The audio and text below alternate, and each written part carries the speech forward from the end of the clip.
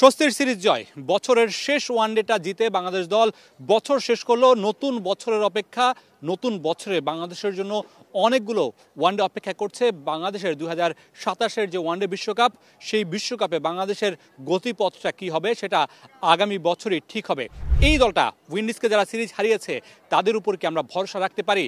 বিসিবির পরিচালক নাজমুল আবেদিন ফাহিম তিনি বলছেন অন্তত এই দলটার উপর ভরসা রাখতে পারি। সেটা নিয়ে আলোচনা করব। বাংলাদেশ দলের বিশ্বকাপের প্রক্রিয়া কী হবে সেটা নিয়ে আলোচনা করব। আমি আপনাদের সাথে আছি মামুনুর রশিদ এবং আমার সাথে আছেন সহকর্মী মাহবুব রিমন। রিমনের কাছে জানতে চাইব, রিমন, জয়টা কেমন দেখলেন? বাংলাদেশের এই দলটার উপরে কি বিশ্বাস রাখা যায় 2026-এর যে ওয়ানডেগুলো আছে সেখানে? নিশ্চয়ই বিশ্বাস আসলে রাখতেই হবে। আপনার হাতে খুব একটা যেখানে অপশন নেই, বিশ্বাস রাখা ছাড়া কোনো উপায় নেই। তবে এই দলটার যে ছোট ভুল সেটা একেবারে স্পষ্ট হয়েছে আফগানিস্তানের বিপক্ষে সিরিজে, এবং এরপরে সবশেষ বর্তমানে যে ওয়েস্ট ইন্ডিজের বিপক্ষে ওয়ানডে সিরিজ শেষ হলো সেখানে। নিশ্চয়ই জয়টা স্বস্তির, বছরের শেষ ওয়ানডে, শেষ ভালো যার সব ভালো তার আমরা সবাই বলি। তবে ওই যে শুরুতে আপনি বলছিলেন 2026টা 2027 বিশ্বকাপের পরিকল্পনায় ভীষণ গুরুত্বপূর্ণ, এবং যে বছর বলছিলেন অনেকগুলো ওয়ানডে, আপনি একটু আগে স্পেসিফিকলি বলছিলেন, যদি বলি 23টা ওয়ানডে রয়েছে বাংলাদেশের। শুরুটা হবে মার্চ এপ্রিলে পাকিস্তানের বিপক্ষে, এরপরে আগামী বছর বাংলাদেশের নিউজিল্যান্ডের বিপক্ষে সিরিজ রয়েছে 5 ম্যাচের, অস্ট্রেলিয়ার সঙ্গে সিরিজ রয়েছে, ভারতের বিপক্ষে সিরিজ রয়েছে, আয়ারল্যান্ডের বিপক্ষে সিরিজ রয়েছে। সব কিছু মিলিয়ে বাংলাদেশ সরাসরি খেলবে কিনা সেটা নির্ধারণ হয়ে যাবে বোধহয় 2026-এ।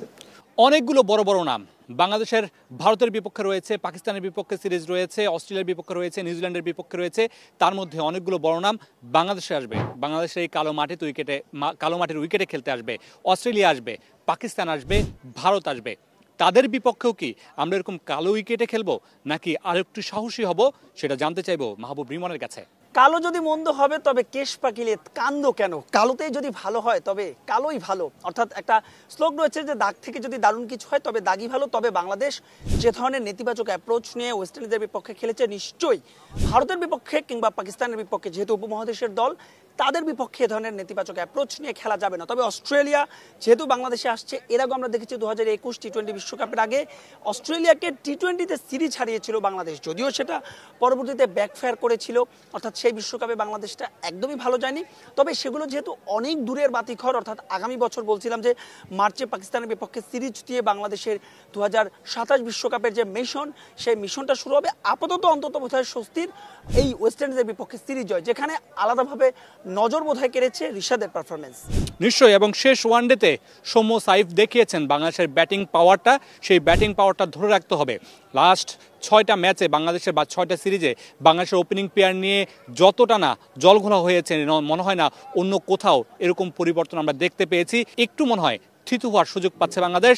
সাইফ সৌম্যতে নতুন করে ভাবতে চায় বাংলাদেশ দল। বিসিবি বোর্ড পরিচালক বলছিলেন নাজমুল আবেদিন ফাহিম যে এই দলটার উপরে ভরসা রাখতে পারেন, সৌম্য, সাইফ, রিশাদের উপরে ভরসা রাখতে পারেন।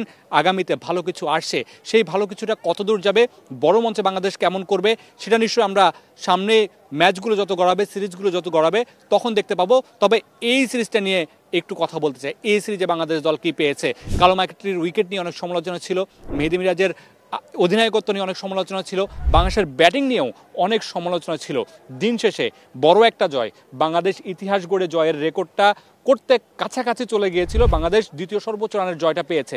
দিন শেষে কি কিছুটা গোছালো নিজেদের যে অপবাদগুলো নিজেদের নামে উঠেছিল? রিমন, জয় দিয়ে যখন আসলে আপনি কোনো সিরিজ শেষ করবেন সেটা নিশ্চয়ই কিছুটা হলেও স্বস্তির। তবে সেই স্বস্তির মুখে বোধহয় এক চিলতে অস্বস্তি। উইকেট নিয়ে বলছিলেন, সেই সঙ্গে বাংলাদেশ দল চাপের মুহূর্তে ভেঙে পড়া দ্বিতীয় ওয়ানডেতে আমরা যেমনটা দেখেছি। সেই সঙ্গে আপনি বলছিলেন যে ক্রিক অপসের চেয়ারম্যান নাজমুল আবেদিন ফাহিম বলছিলেন যে এই দলটার উপর ভরসা রাখতে পারে।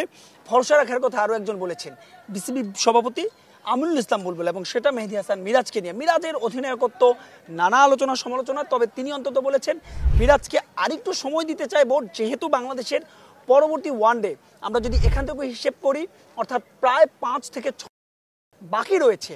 নিশ্চয়ই এর মধ্যেও মিরাজের ভাগ্যস্বরূপ একেবারে নির্ধারণ হয়ে যাবে, এবং নির্ধারণ হয়ে যাবে বাংলাদেশ 2027 বিশ্বকাপ মিরাজের অধিনায়কত্বে আসলে খেলছেন নাকি নতুন কোনো চমক অপেক্ষা করছে। মামুন, মিরাজকে নিয়ে আরেকটু বলতে চাই। মিরাজকে নিয়ে আমিনুল ইসলাম বুলবুল তিনি এই মিরাজের উপর প্রত্যাশা রাখছেন, ভরসা রাখছেন। যিনি ক্রিকেট অপারেশন চেয়ারম্যান তিনি রাখছেন, এবং তামিম ইকবাল এবং মাশরাফি তারাও মিরাজের সাথে আলাদা করে কথা বলেছেন। মিরাজের খারাপ সময়টাই মিরাজ নিজেই জানিয়েছেন আমাদেরকে, মিরাজকে বলেছেন, আশার বাণী শুনিয়েছেন, এবং মিরাজ তিনি প্রমাণিত ক্যাপ্টেন, আন্ডার-19 থেকে শুরু করে ঘরোয়া লীগ সব জায়গায় তিনি দায়িত্ব পালন করেছেন এবং ভবিষ্যতে তিনি বাংলাদেশের হালটা আরও ভালো করে ধরবেন সেই প্রত্যাশাটাও তামিম মাশরাফি মিরাজকে জানিয়েছেন এবং তাকে বলেছেন যে নিজের উপরেও বিশ্বাস রাখতে। মিরাজ নিজের উপরে বিশ্বাস রাখেন কিনা সেটাও দেখার বিষয় কিন্তু রিমন। তবে বয়সভিত্তিক পর্যায়ে কিংবা ঘরোয়া লিগের ক্যাপ্টেন্সি আর আন্তর্জাতিক পর্যায়ের ক্যাপ্টেন একদমই এক নয়। মিরাজের বেশ কিছু লুপ হোল, ব্ল্যাক হোল যেটা কিনা উন্মোচন হয়ে গেছে, ইতোমধ্যে সময় রয়েছে, বলছিলাম 5 মাসের মতো সময় রয়েছে। এই সিরিজ মিরাজের জন্য অ্যাসিড টেস্ট ছিল, যেহেতু আফগানিস্তানের বিপক্ষে বাংলাদেশ দল হোয়াইট ওয়াশ হয়ে এসেছে। মিরাজ এ যাত্রায় হয়তো উতরে গেছেন, কিন্তু আগামী বছর যে বড় বড় দলগুলোর কথা বললাম সেই দলের বিরুদ্ধে কিংবা বিশ্বকাপের মতো মঞ্চে মিরাজ আসলে অধিনায়ক হওয়ার কতটুকু যোগ্য সেটা সময় বলে দেবে। তবে আমি আবারও বলছি, মিরাজের যে লুপ হোলগুলো সেটা সবার সামনে আসলে ওপেন হয়ে গেছে। মিরাজকে আরও সাহসী হতে হবে। মুখস্থ ক্যাপ্টেন্সি আসলে এখন 2025 সাল চলছে, আধুনিক ক্রিকেট এখন হর হামেশায় 300-400 রান হয়।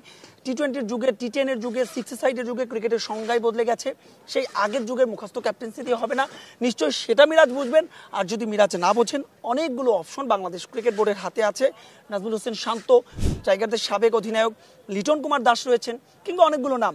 অতএব মিরাজের খুব অল্প সময় রয়েছে মিরাজের জন্য, তবে বাংলাদেশ দলের জন্য কিংবা বিসিবির জন্য বোধহয় সময়টা একটু বেশি। নিশ্চয়ই 5 মাসের সময় পাবে নেক্সট সিরিজের জন্য মিরাজ, নিশ্চয়ই সেই সময়টা কাজে লাগাবেন।